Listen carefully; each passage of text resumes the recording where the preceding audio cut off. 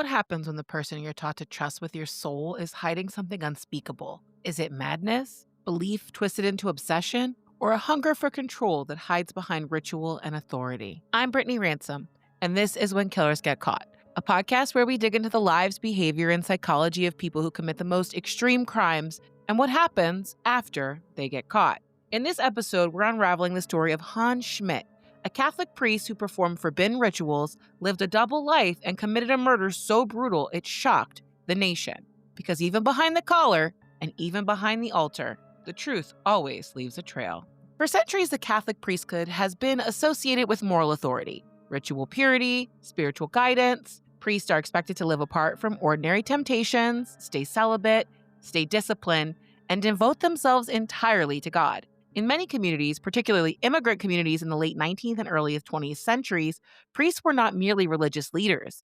They were counselors, moral arbiters, educators, and symbols of stability in unfamiliar lands. Their authority was rarely questioned, and accusations against them were often dismissed outright as simply unthinkable. But that image does not always reflect reality. Long before modern investigations exposed the systemic abuse, institutional secrecy, and patterns of protection within the Catholic Church, there were isolated cases that shattered public trust in the way that felt impossible to reconcile.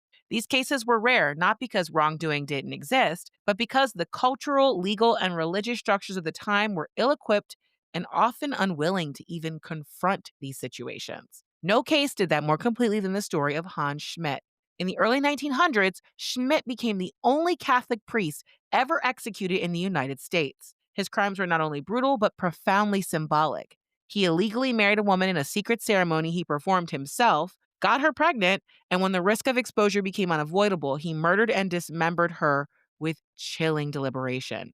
The violence was extreme, but what unsettled the public even more was the way Schmidt framed his actions, not as a panic or a rage, but as a ritual sacrifice and a distortion of his faith. As the journalists, investigators, and prosecutors began pulling at the threads of Schmidt's life, it became clear that the murder of Anna Aumuller was not an isolated act. It was the visible tip of a very dark history that had followed him across multiple continents. Financial fraud, counterfeit money, suspected murders, and patterns of disturbing behavior had been ignored, minimized, or simply transferred away by an institution more concerned with reputation than accountability.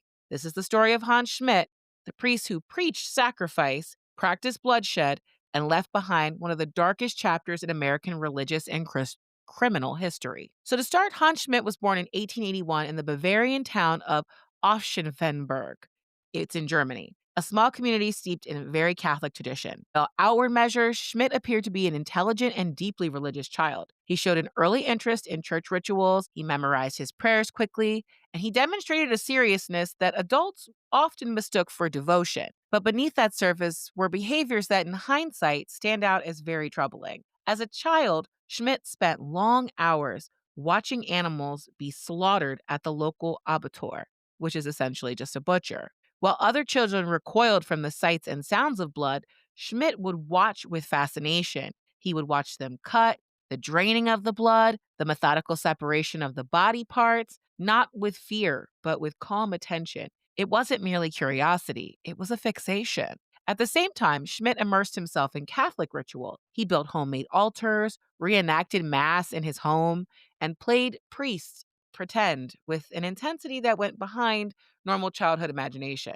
That ritual, structure, and symbolism, it all just seemed to captivate him even when he was a young child. The language of sacrifice, the blood offered, the body broken, redemption through suffering, very much embedded itself deeply into his worldview. These two fixations, violence and ritual, did not exist separately. Over time, they started to intertwine. And despite concerns about his temperament and social behavior, Schmidt decided when he was old enough, he was going to enter the seminary. In the rigid hierarchy of the church, obedience and conformity were especially prized at the time. But Schmidt repeatedly clashed with the authority. He was very argumentative, emotionally volatile, and resistant to correction. Nevertheless, though, they ordained him in 1904 and he was 25 years old. A decision that, in retrospect, I think we can all say had pretty devastating consequences. Almost immediately after he was ordained, Schmidt began cycling through conflicts with his superiors. Instead of confronting these issues publicly, church officials followed a pattern that would later become infamous. We're just going to reassign him to another church. By 1908, Schmidt was sent away, not to reflect or to receive treatment, but they sent him across the Atlantic to the United States. Pretty much going, this won't be our problem right now. Schmidt's first American assignment was St. John's Parish in Louisville, Kentucky, or Louisville, as they like to say, a growing community with a very strong immigrant Catholic population. And once again, conflict followed him.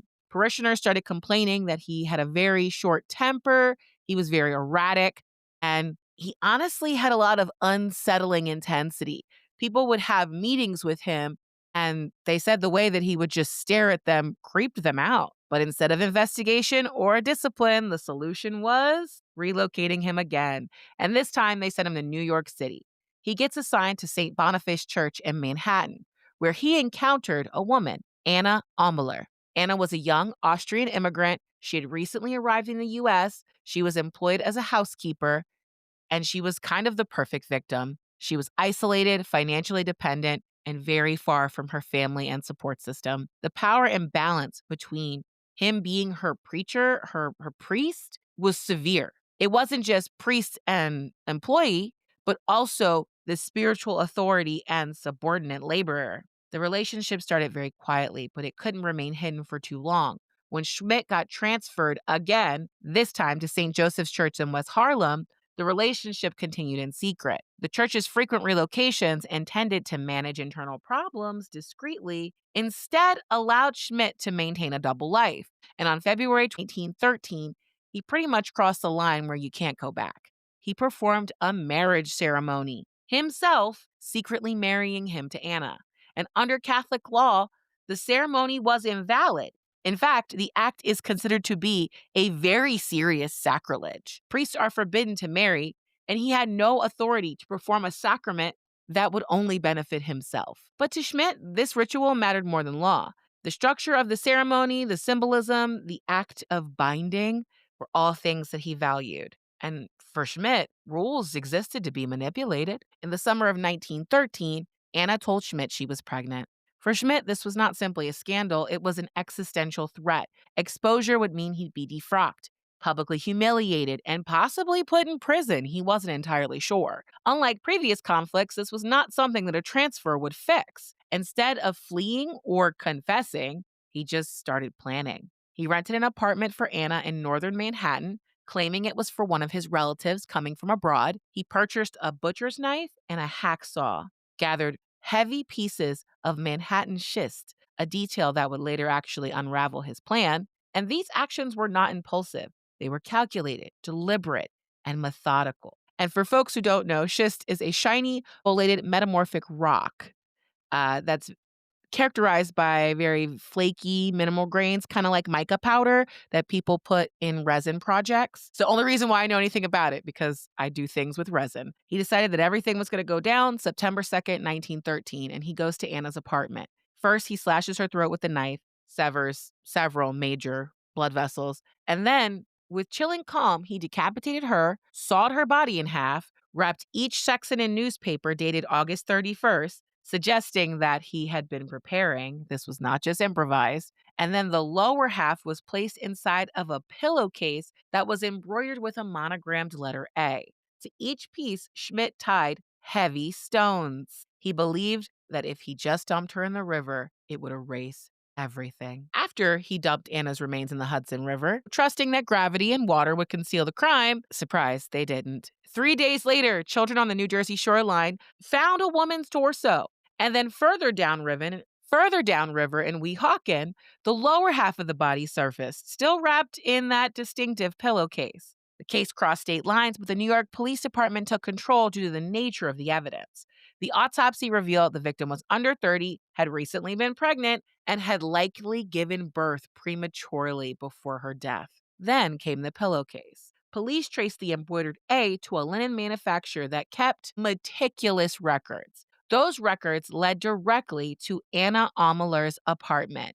And inside, the investigators found blood splatter across the walls and the floors, scrubbed but not erased, 6 bars of soap, and a scrubbing brush sat next to the sink. And in a trunk, they found the butcher's knife and the hacksaw. In another, they found letters that had been written to Schmidt. The plan fell apart in just a few days. When detectives confronted Schmidt at St. Joseph's Church, he didn't deny what he did. In fact, he confessed almost immediately.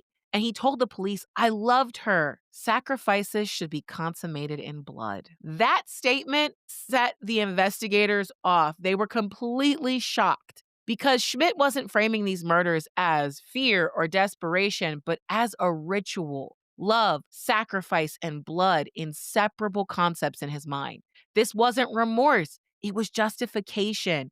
And when that information went out to the press, it caused a frenzy. It was everywhere on the cover of every newspaper across the country. Not only had a priest killed someone, but in quite possibly one of the worst ways. Schmidt's first trial began December of 1913. His lawyers never contested the facts, only that it was obvious that he was insane. They argued that he was driven by religious delusions and an uncontrollable bloodlust. And for 23 days, this trial went on, and the newspapers published every single detail. Schmidt became a spectacle, a symbol of what happens when faith is corrupted. But the jury just couldn't decide. Deadlocked, 10-2. At his second trial, the judge issued a warning, urging jurors to apply common sense. Premeditation, planning, and concealment are incompatible with legal insanity. And this time, Schmidt was convicted of first-degree murder. On February 18th, 1916, he was executed at Sing Sing Prison via electric chair at just 35 years old. And to this day, he remains the only Catholic priest to ever be executed in the United States. Now, after Schmidt's conviction, journalists started really digging into his life. And what they realized was virtually at every location where Schmidt had been transferred, something a little weird happened. Like, they realized that he operated a counterfeit printing press and he had planned insurance fraud with a dentist named Ernest Arthur Murray. Then, when he was in Louisville, the body of a missing 9-year-old girl was found dismembered in the basement of the church where he worked, St. John's Parish. They blamed a janitor, but the mutilation after the case in New York came out made those police go, maybe we got this wrong. German authorities later linked Schmidt to a murdered girl in his hometown, but he had never been questioned. We really don't know how many victims Schmidt had. And Hans' execution managed to close only one case, but not really the larger question. Was he a singular monster or a warning sign that was just ignored? I think for most of us who are millennials, we remember when we were in high school how the Catholic Church got pulled into the public eye because of this same kind of mindset. And for me, as I was researching this, it was pretty shocking to me that they have been hiding the indiscretions of priests for over 100 years. For some reason, I just thought this was something that happened in the 60s and 70s in the US, a sign of our times in our country. So it's kind of crazy to realize that there could be a lot more men like Hans Schmidt who have lived and killed while hiding themselves amongst the Catholic Church. I think also his story reveals how authority shields predators, and I think we see that time and time again in modern day. Institutions choose silence over accountability, and belief gets twisted into justification for violence. It's definitely a lot to think about, and I would love to know what you guys have to say about it. I know this first episode was a little shorter, but I'm just getting back into the swing of things. Just want to remind you all, thank you for listening. I'm Brittany Ransom. The truth always leaves a trail. And in Schmidt's case, that trail led straight to the electric chair. Thanks for listening.